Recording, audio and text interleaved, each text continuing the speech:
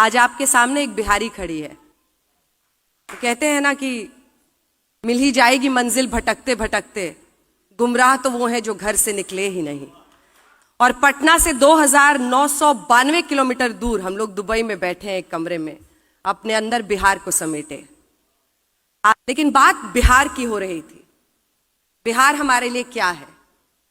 बिहार हमारे लिए माँ है, अबीर है होली का, दिया है दिवाली का, छठ पूजा में गंगा घाट है, मिथिला की मिठास है, वैशाली का वैभव है, भोजपुरी का अलग मजा है, राजेंद्र प्रसाद की धरती है, गौतम बुद्ध की भूमि है, जेपी का आंदोलन है।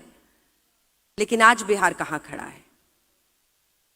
ये सवाल हम सबके मन को कचोटता है कि हम बाहर आकर तो इतना चमक लेते हैं, अपनी जगह बना लेते हैं, हर क्षेत्र में हम सर्वोच्चता तक पहुंच जाते हैं, लेकिन उस बिहार में क्या रह जाता है पीछे? आखिर क्यों वो राज्य आज भी, जैसा मनीष जी ने बताया कि चाहे पर कैपिटा इनकम हो या बहुत सारे अन्य मुद्दे हैं, उसमें वो बिहार पीछे क्यों छूट जाता है? तो शायद आप लोग इसीलिए इकट्ठा हुए हैं कि कुछ योगदान आपका हो। मैं भी उसमें योगदान करने को तैयार हूं। और बिहारी तो वैसे ही अपने आप में बिंदास होता है, लाजवाब होता है, मददगार भी बहुत होता है। अच्छा, 7 घर दूर भी किसी के घर में परेशानी हो तो पहुंच जाएगा मदद करने के लिए। 4 लोग पहुंच जाएंगे और बोलेंगे नहीं हम मदद करेंगे आपकी, बताइए क्या दिक्कत है, हम सुलझाते हैं। तो हम लोगों का एक अलग तरीका है जीने का, हमेशा लोगों को साथ लेकर चलने का। और इसीलिए कहते हैं कि हम हवाओं का रुख बदल रहे हैं, आए दुनिया हमारे साथ चले। एक बात जो मुझे लगता है कि शायद जिस पर हम सबको सोचने की जरूरत है, वो ये है कि जो लोकतांत्रिक व्यवस्था या जो चुनावी व्यवस्था बिहार में रही, क्या वो सिर्फ इसके लिए जिम्मेदार है, या फिर जितना हम सबको करना था उसमें भी कहीं कमी रह गई?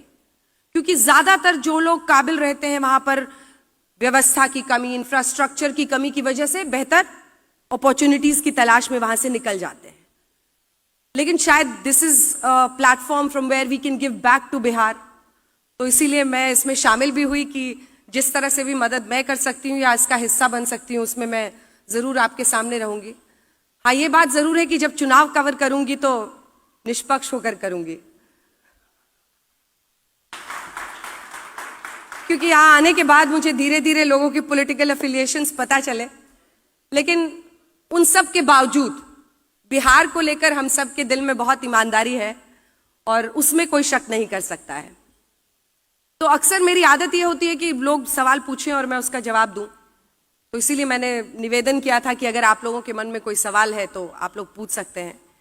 लेकिन बिहार पर कैसी कैसी भ्रांतियां हैं वो सुनिए। बिहार के लोगों के बारे में क्या क्या बोला जाता है।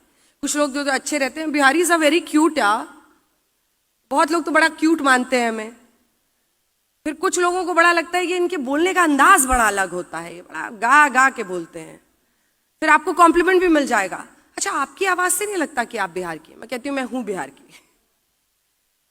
फिर बिहार के लोगों के बारे में और भी तरह तरह की भ्रांतियां हैं कि वो दिमाग से नहीं काम करते हैं या अनकूथ होते हैं, अनसिविक होते हैं। तरह तरह की लोगों ने स्टीरियोटाइप्स फैलाई हुई है, जिसका मुकाबला मैंने भी दिल्ली यूनिवर्सिटी में किया, क्योंकि मेरी कॉलेज की सारी पढ़ाई दिल्ली से ही हुई। तो कई बार बोलते थे कि हाँ तुम बिहारी ही रहोगे, कहते थे हाँ हम बिहारी ही रहेंगे, और बहुत गर्व से कहते थे।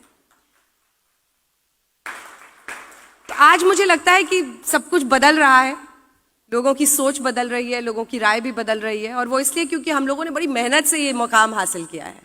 हम लोगों ने अपनी जिंदगी में सब कुछ न्योछावर करके इस मकाम पर पहुंचा है। तो आरव जैसे सभी बच्चों से मेरा संदेश यही है, इतना गर्व करो अपने बिहार से होने का, उस मिट्टी का। वो माटी बेशकीमती है। कोई नेता, कोई पिछड़ापन उस माटी की खूबसूरती को हमसे नहीं छीन सकता है। वो माटी की खूबसूरती हमारे ललाट पर चमकती है हम जहां भी जाते हैं, और वही हमारी ताकत है। जब हम किसी भी क्षेत्र में बहुत अच्छा करते हैं तो आरव वही हमारी ताकत है। तो जीवन की शुरुआत हम सब बिहारियों की ऐसे होती है कि कैसे कोई रास्ता मिल जाए, बस एक मौका मिल जाए। लेकिन उस एक मौके की कीमत हम बिहारी ही समझते हैं। इसमें बिहार लीड करे भारत को, जैसा एक वक्त पर हम शिक्षा के क्षेत्र में करते थे। बहुत धन्यवाद आप सभी का।